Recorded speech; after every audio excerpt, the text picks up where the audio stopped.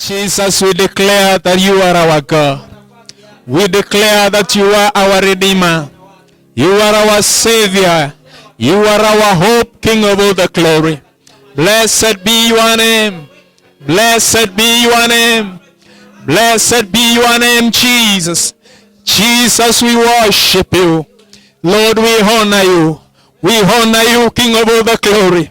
Blessed be your name. Blessed be your name.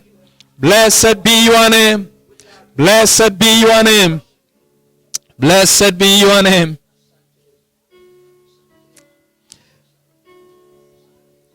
Jesus, we worship you this morning.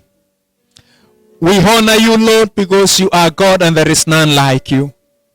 Father, you have gathered us, O Lord, in this place that we may worship you. And Lord, we may honor your holy name. Jesus, we adore you this morning. And we declare that you are the Lord, that you are God, and there is none like you. Lord, we submit to you. We submit to your will.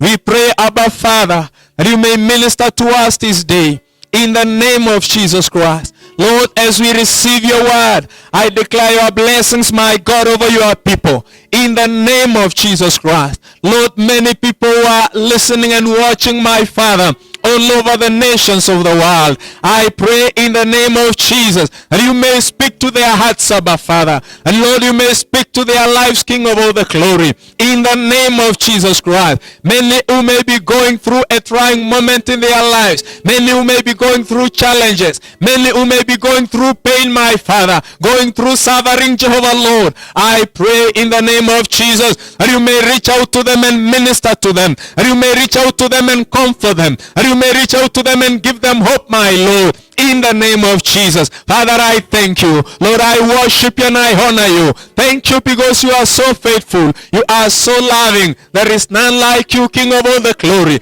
May you be glorified and be exalted. In Jesus' name I pray. Amen and amen.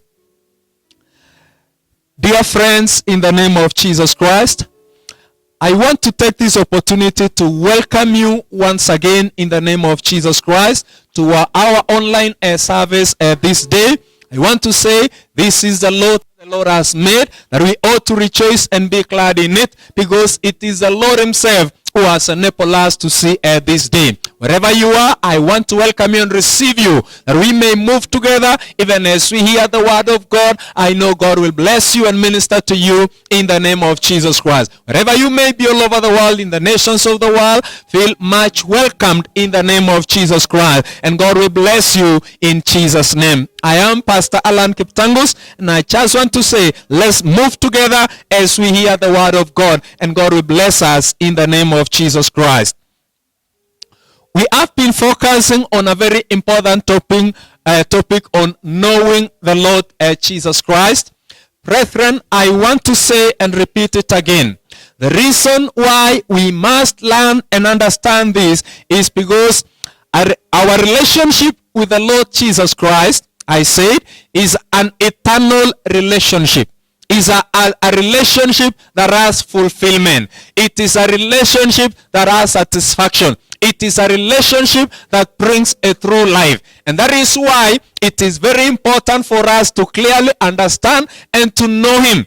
Because the more we know him, the more we strengthen our relationship with him. And you may be listening to me today, and maybe you are saying you are not a believer, you are not born again. I want to tell you that feel blessed and free even to listen to the word of God. And I know as you listen, the Lord will minister to your heart in the name of Jesus Christ. Today, we are going to see on the mission of Jesus Christ according to Prophet Isaiah. What was the mission of Jesus Christ? We've been seeing that a prophet Isaiah gave a prophecy concerning the Lord Jesus Christ, and he explained very clearly of who Jesus is. And there are so many things that Prophet Isaiah said about Jesus. And as we were going through, we were able to also realize that everything that Prophet Isaiah said was fulfilled at the coming of our Lord Jesus Christ. The book of Isaiah, chapter number 60, from verses 1 to verses number 3. And God, the word of God says, The Spirit of the Lord God is upon me, because the Lord hath anointed me to preach good tidings unto the meek. He has sent me to bind up the brokenhearted, to proclaim liberty to the captives, and the opening of the prison to them that are bound, to proclaim the acceptable year of the Lord, and the day of vengeance of our God, to comfort all that mourn. Verses number 3, to appoint unto them that mourn in Zion, to give unto them beauty for ashes, the oil of joy for mourning, the garment of praise for the spirit of heaviness, that they might be called trees of righteousness, the planting of the Lord, that he might be glorified. Dear friends, in the name of Jesus Christ, the prophet Isaiah speaks to us about Jesus Christ, and he clearly explains the mission of Jesus Christ. He actually, when we talk of the mission, we are talking about what he came to do, what he came to fulfill, his work on this earth. What was his work on this earth? That is what I am talking about this morning. What did Jesus come to do on this earth? And the Bible tells us, Isaiah saw this and he spoke this and said, this was a prophecy that he was speaking concerning the Lord Jesus Christ and the Messiah. And he said, the Spirit of the Lord God is upon me, for he has anointed me. I want to explain that part because it is very important for us to understand. The Spirit of the Lord was upon Jesus Christ, as we have been able to see from the scriptures. In this context, the Spirit of the Lord being upon Jesus Christ, it was for a purpose. It was for a reason. And what does it mean by the Spirit of the Lord God is upon me? And he said, he has anointed me. The Spirit of the Lord was upon Jesus Christ to set him apart, to empower him, to ordain him, to endue him with the power that he may be able to fulfill the mission that he came to do on this earth. So when Jesus said that the Spirit of the Lord God is upon me, he has anointed me, he was saying he has empowered me. I want to tell you today in the name of Jesus Christ that when Jesus was on this earth, he had all the power, he had all the authority, he had all the ability. He had been ordained for this mission. He had been ordained for this purpose. And that is why he said, the Spirit of the Lord is upon me. He has anointed me to preach good news to the poor. My brother, my sister, in the name of Jesus Christ, we always say that the church and the believers ought to have the Spirit of God. The reason is, the church can never fulfill the mission of God unless the Spirit of the Lord is upon the church. The believers can never do the work of God unless the Spirit of God is upon them. So, when Jesus said, the Spirit of God is upon me and he has anointed me, Jesus was saying, I have been set apart. I have been empowered. I have been ordained for this mission. My brother, my sister, I want to tell you today, even at such a time like this, God is calling people who will be willing to come and to be set apart and to be ordained that they may fulfill the purpose and the will of God. And Jesus said, and he began to explain what he came to do. And it is very important as we see this today in the name of Jesus Christ. He said, number one, he has anointed me to preach the good tidings unto the meek. Jesus said, I have come that I may preach the good news. I have come that I may bring the good news to the poor, that I may bring the good news to the meek. I want to tell you today, even as we stand here today, we stand here declaring the good news of Jesus Christ. We stand here today declaring the good tidings of our Lord Jesus Christ. The good news to those who are suffering in sin. The good news to those who are struggling in their lives. Jesus said, I have been anointed to preach the good news to the poor. My brother, my sister, I tell you today, today, the good news of our Lord Jesus Christ is here today, coming to you, that he may save you, that you may receive the good news of love. I know, brethren, the world is so hurting. People are suffering in the world, but I'm here to tell you today, there is the good news of the kingdom. There is the gospel of our Lord Jesus Christ, the gospel that brings hope where there is no hope, the gospel that brings love where there is hatred, the gospel that brings healing where there is sickness. This is the good news of the kingdom. My brother, my sister, I call upon you today in the name of Jesus Christ, that you may receive the good news. So Jesus came to preach the good news of the kingdom. And wherever he went, he declared the love of God. He told people about the love of God. That is why the Bible tells us, wherever he went, he did what was good. Why? Because he came as a messenger of the good news. Hallelujah. Jesus said, I have also come that I may bind up the broken-hearted. Those who are broken up in their hearts.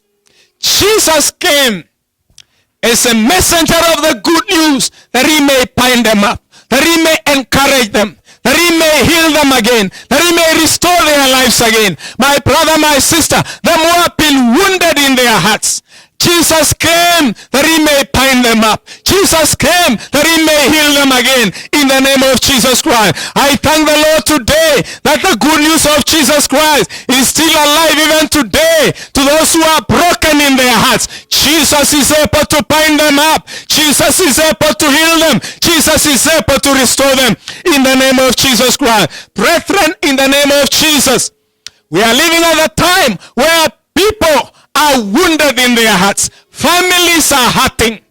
Relationships are breaking up. But I'm here today bringing you the good news that Jesus Christ came that he may bind up those who are broken-hearted. And today, if you believe in the gospel of our Lord Jesus Christ, he's able to heal your broken heart. He's able to restore your broken relationship. He's able to heal your life. He's able to heal our families. Why? He came for that purpose. Praise the name of the living God. The Bible continues to say that Jesus came that he may proclaim liberty to the captives.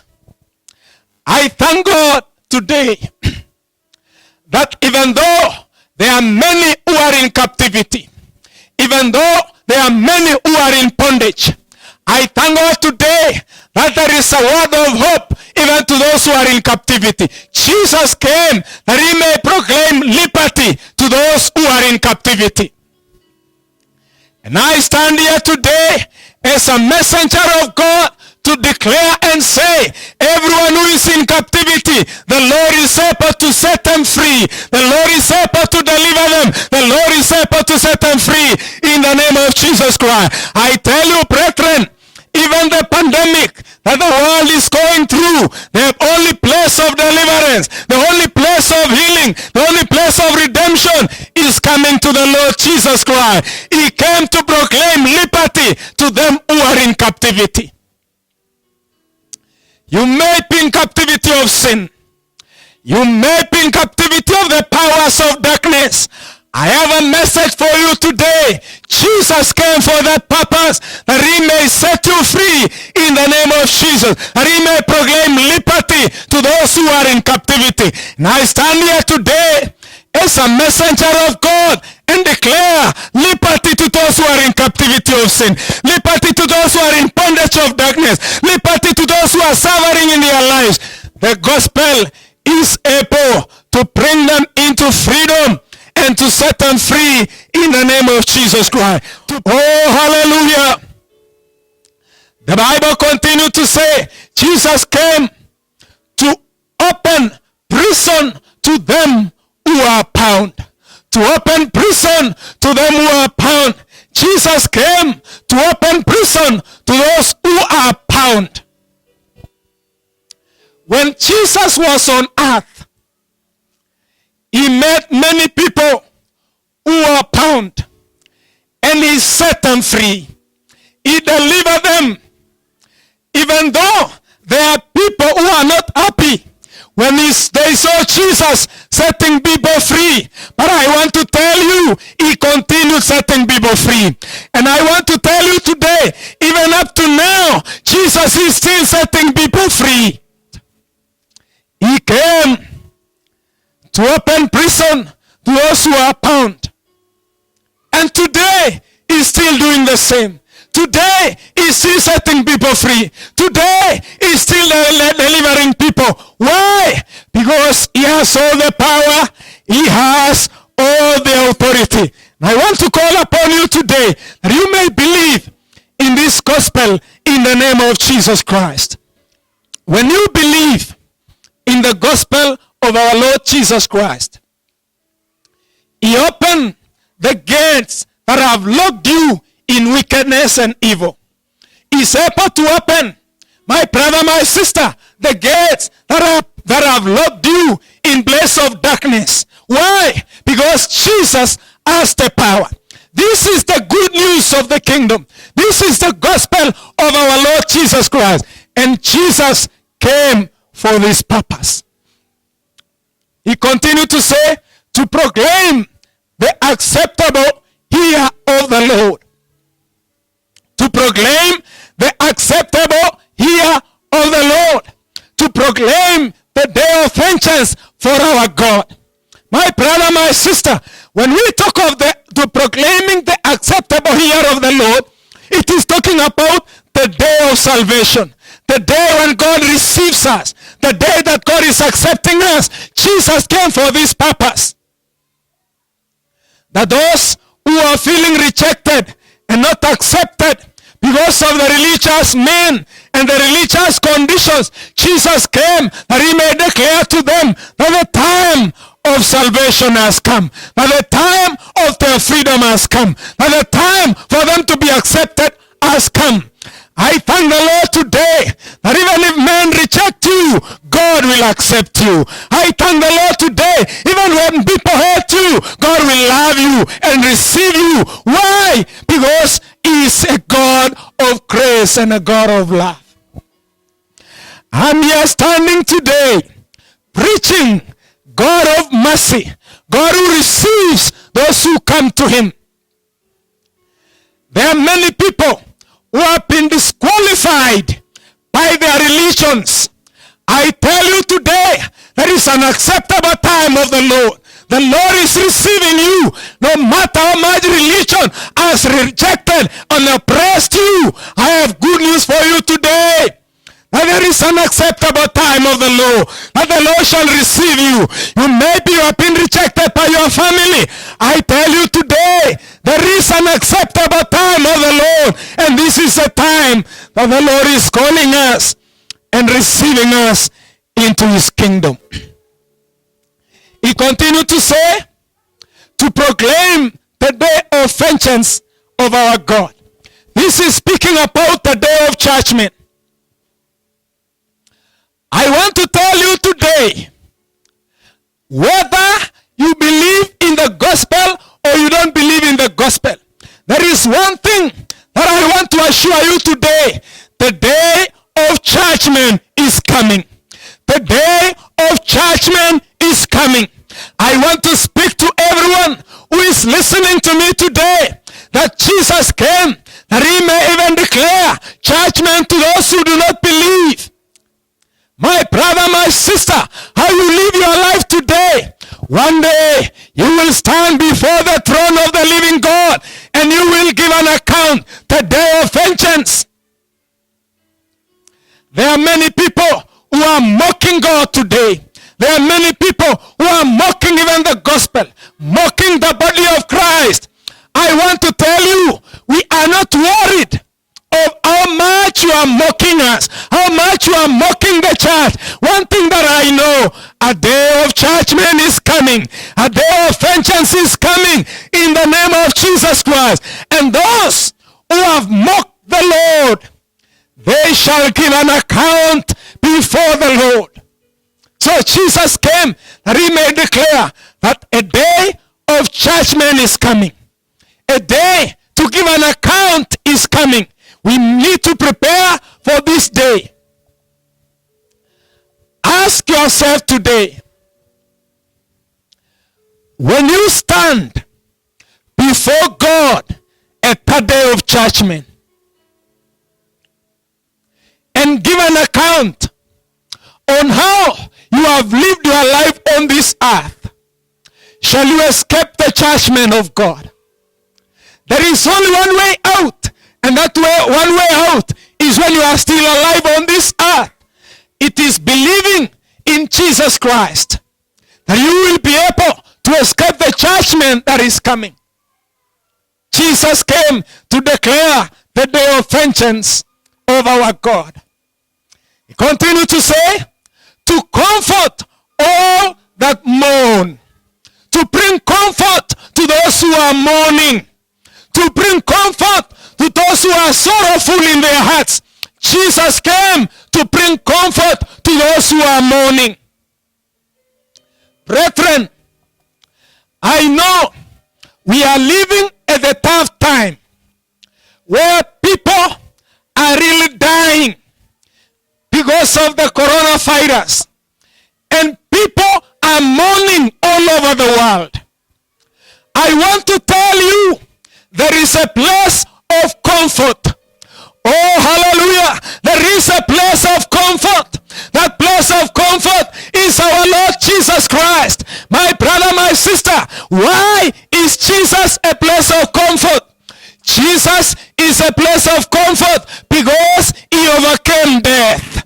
He overcame death. And because he overcame death, my brother, my sister, we shall not fear death. Why? We are received the comfort of the Lord. And we know that death has no power over those who believe in the Lord Jesus Christ. Hallelujah. Comfort because he's able to heal. Comfort because he's able to bring peace even where there is no peace. You may have lost your dear ones. You may have lost your family members.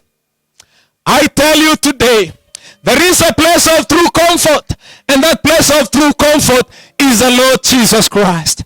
He's able to comfort you. He's able to give you hope in the name of Jesus Christ. People are losing jobs. Businesses are collapsing. But I want to tell you, there is one place of a true comfort, and that place is in Christ Jesus, who is our comforter. He continued to say, to grant consolation to those who mourn in Zion. This encourages me so much. Zion is the chosen city of God. And in this case, Zion is the church of Jesus. Brethren, I want to tell you today, in the name of Jesus, I want to speak to you as the church, as the body of Christ, that Jesus is offering consolation to us, encouraging us and building us to keep going. I tell you today, in the name of Jesus Christ, the church of Jesus Christ shall never be hopeless because our consolation comes from the living God. Oh, hallelujah. Brethren, there are people who may be laughing at the church and wondering what shall happen. I tell you, we shall not mourn because our consolation comes from the living God. We encourage ourselves in the Lord, and we can say, we can do all things through Christ who strengthens us. That is where our hope comes. That is where our peace comes. I rejoice today in the Lord. I give him praise, I give him glory, and declare and say that my peace comes from the living God. My comfort comes from the living God. It does not come from the things that we see, but it comes from the living God. I can stand and say, the joy of the Lord is my strength. Why? Because Jesus gives me consolation. Hallelujah. Jesus console those who are in Zion. Oh, hallelujah. Then the word of God continued to say, to give unto them beauty for ashes, Hallelujah. Praise the name of the living God. The Bible says to give them beauty for ashes. Hallelujah. This means the Lord beautifies those who love him. Hallelujah. The Lord beautifies those who love him. He gives them beauty instead of ashes. In other words, he makes us to look good. Hallelujah. Praise the name of the living God. You know, we are living at a time where people are trying to find beauty in many things. Hallelujah. People are looking for beauty products that they may look good. But some, by trying to look good, they have destroyed their skin. I tell you today, it is only Jesus who can give a true beauty. Hallelujah. It is only Jesus where we can find beauty in him, where we can look good and acceptable in the Lord. I have seen many people whose lives look so disparate. But the moment they came to Jesus, the Lord renewed their strength. And even though they are older in years, but they look young. Why? Because the Lord makes them beautiful. Hallelujah. Oil of joy for mourning. The Lord shall give joy for instead of mourning to those who believe in him. Let me tell you, when Jesus was on earth, there are many people who are mourning because of what they were going through. But when Jesus came into their lives, mourning left their lives and they began to rejoice. Hallelujah. Praise the name of the living God. I tell you today, my brother, my sister, Jesus is a source of joy. Jesus is a source of joy. He came to bring joy to those who are mourning. The Bible continues to say, a garment of praise for the spirit of heaviness. A garment of praise for the spirit of heaviness. I want to declare in the name of Jesus that at such a time like this, the church shall not walk in the spirit of heaviness, but they will walk in praises to the living God for what the Lord is going to do. Oh, hallelujah. I feel like jumping and rejoicing because I don't have the spirit of heaviness. I have the spirit of praise. Hallelujah. We will praise him because he is good. We will praise him because he is God. We will praise him because he is mighty. We shall give him praise. Oh, hallelujah. Spirit of praise. A garment of praise for the spirit of heaviness. The Church of Jesus Christ. I want to speak to you today in the name of Jesus Christ. You may be walking in a lot of heaviness because maybe you don't have an opportunity to go to the place of worship and praise the Lord. I want to tell you, even in your house, give him praise. In your house, give him praise. In your place of business, give him praise. As you walk on the road, give him praise. Why? The spirit of heaviness is not part of us, but the spirit of praise is part of us. Oh, hallelujah. We shall praise him. We shall exalt him. We shall honor him. Why? Because he is the Lord. The book of Luke, chapter 4, and verses number 18. Jesus himself speaking these words. The Spirit of the Lord is upon me, because he hath anointed me to preach the gospel to the poor. He has sent me to heal the brokenhearted, to preach deliverance to the captives, and recovering of sight to them, to the blind, to set at liberty them that are oppressed, to preach the acceptable year of the Lord. Brethren, Jesus that I preach to you today, I'm not preaching to you about Jesus, but I am preaching Jesus, the living God, the Savior and the Redeemer. He fulfilled this mission. And I want to tell you today that if you believe in the gospel, Jesus is still doing the same. He's still opening the sight of the blind. He's still opening the ears of the deaf. He's still setting free those who are in captivity. He's still bringing deliverance. The book of Matthew chapter 11 verses 2, it says, "Now when John had heard in the prison the works of Christ, he sent 2 of his disciples and said unto them, Thou art he that should come, or do we look for another? Jesus answered and said unto them, Go and show John again those things which you do hear and see." This is Jesus confirming to John what he came to do. Because John was asking, is he the one, or we are waiting for another? Remember, the topic is knowing Jesus. Is he the one, or we are waiting for another? So Jesus sent this word to John. Go and tell him, the blind receive their sight, the lame walk, the lepers are cleansed, and the deaf hear, the dead are raised up, and the poor have the gospel preached to them. And blessed is he whosoever shall not be offended in him.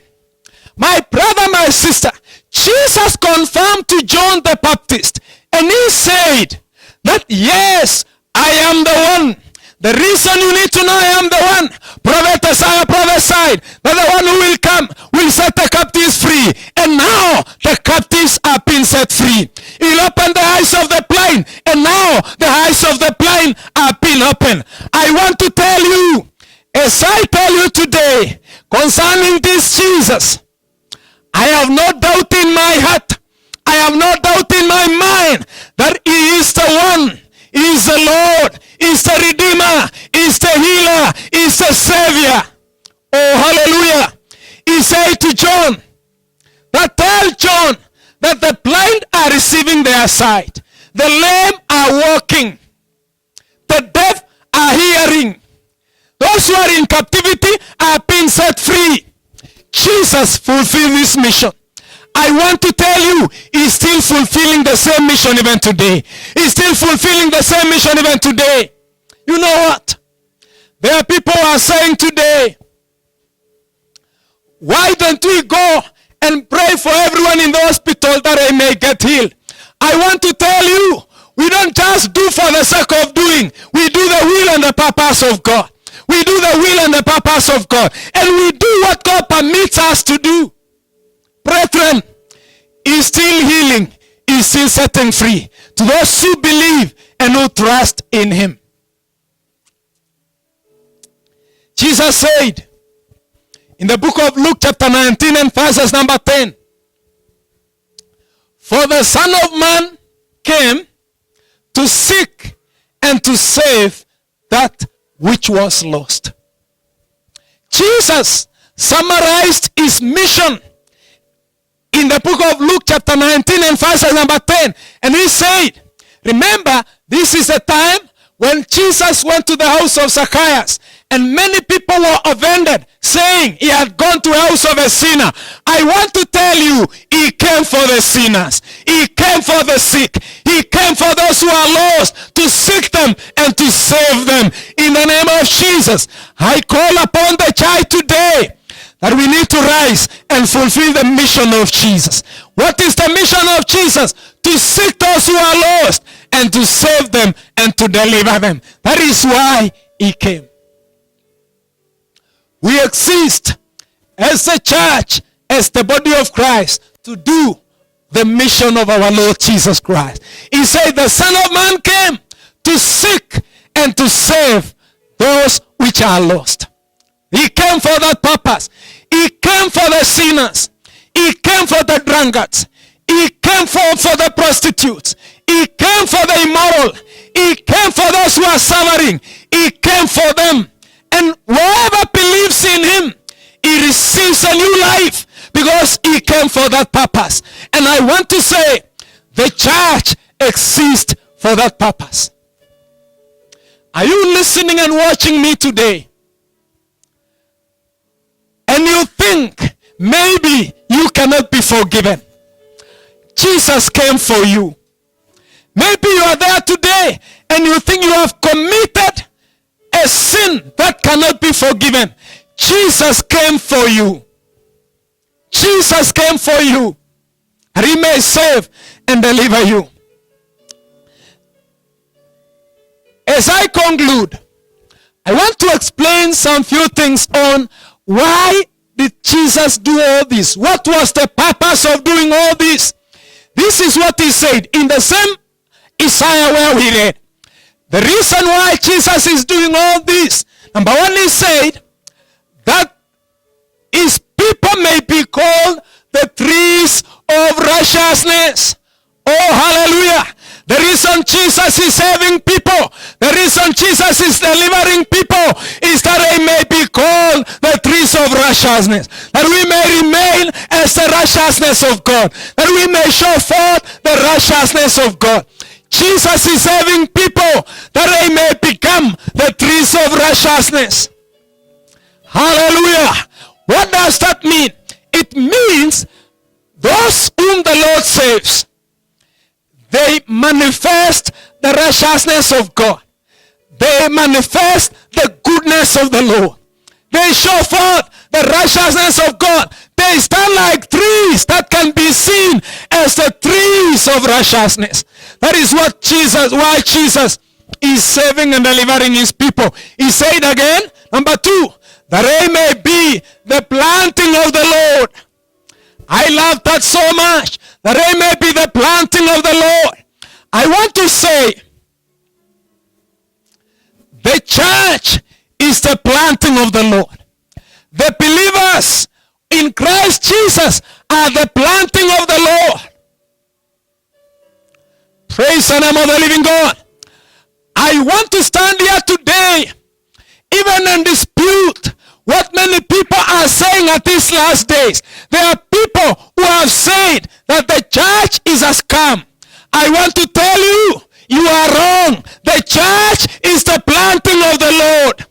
What is a scam is the religion of men. The religion of men is a scam. But the church of Jesus Christ is the planting of the living God. Hallelujah. I know you may not like, but let me repeat it again. Religion of man is a scam. But the church of Jesus is the planting of the Lord. It is the planting of the Lord. It is the glory of the Lord. The church belongs to God. God is the owner of the church. There is no man that owns the church. The church belongs to God. Praise the name of the living God. Number three said that he might be glorified. The reason Jesus is saving people, that his name may be glorified. The reason he's setting people free, that he may be glorified. Whatever the Lord does, he's not doing that men may glorify themselves, but that the Lord may be glorified. Praise the name of the living God. That he may receive glory as the Lord of Lords and the King of Kings. Brethren, in the name of Jesus, when God is doing many things, he uses people, but the glory returns to the living God. When God uses men, it's not that men may glorify themselves, but that God may be glorified in everything that he does. Hallelujah. What does it mean that God may be glorified? That people may honor God as God. Hallelujah. That people may honor him as God.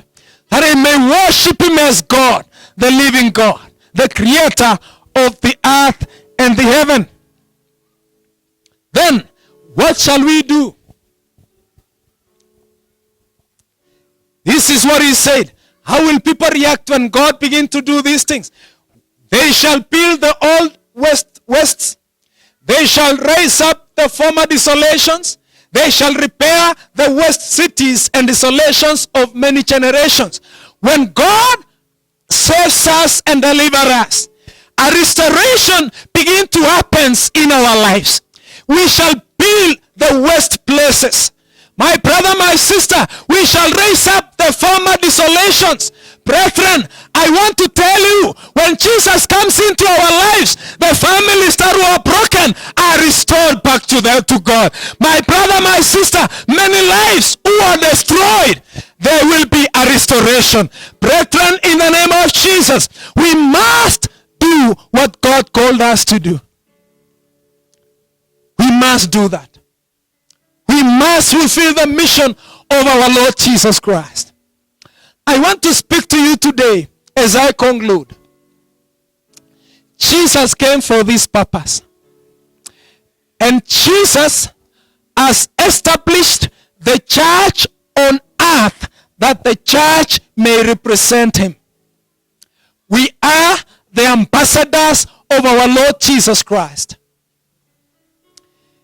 And we live to fulfill the mission of our Lord Jesus Christ. Today, I would like to pray with you in the name of Jesus Christ. You may be in captivity. You may be in bondage. You may be mourning because of what has happened in your life. But I tell you, there is hope in Jesus. Jesus came for you. Religion may have rejected you, but Jesus is receiving you. People may have hated you, but Jesus loves you. Jesus desires to receive you and make you a new creation. I want to pray with you today in the name of Jesus Christ. Father, in the name of Jesus, I thank you and I honor you. Thank you, Lord. You came to preach the gospel to the poor. You came, dear Lord, to set at liberty them who are in captivity. You came to open the prison to those who are bound. My Lord, you came to comfort those who are mourning. You came to save, oh God, that which was lost. And today, in the name of Jesus, Father, I have shared your word to thy people. And I pray in the name of Jesus that whoever believes in you today, who needs restoration, who needs healing, who needs salvation, who needs comfort, who needs freedom, who needs liberty, my Father and my Redeemer, I declare the power in the name of Jesus, the power that set free, the power that deliver, the power that heals in the name of Jesus. And I want to declare in the name of Jesus, those who are believing in you today, let them receive their freedom. Let them receive their freedom in the name of Jesus. My God, let them receive their liberty in the name of Jesus. Lord, I pray for those who are mourning, may you comfort them. In the name of Jesus, Father, give them beauty instead of ashes. Lord God Almighty, I declare in Jesus' name, let them receive the command of praise instead of heaviness. In the name of Jesus, let them receive joy instead of mourning. Father, bless your people and minister to your people. I pray for the church of Jesus Christ. Lord, let the church be the trees of righteousness. Let the church be the planting of the Lord. Let the church, oh God, glorify you in the name of Jesus. Father, I pray that stand with us, my God, in the name of Jesus. I also want to pray today for many who have been affected by this pandemic all over the world. My God, may you reach out unto them in the name of Jesus. Father, heal your people, deliver your people, comfort your people, strengthen your people in the name of Jesus. Lord, I thank you. Lord, I honor you and I adore you. In Jesus' name I pray. Amen and amen.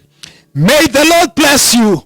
May the Lord keep you in the name of Jesus. Believe in the Lord Jesus Christ. He came for you to set you free, to heal you, to restore you, and to make you a new creation. May God bless you and keep you in Jesus' name. I am Pastor Alan Kiptangus. By the grace of God, we shall come to you again the coming week in Jesus' name. Shalom, shalom. May God bless you.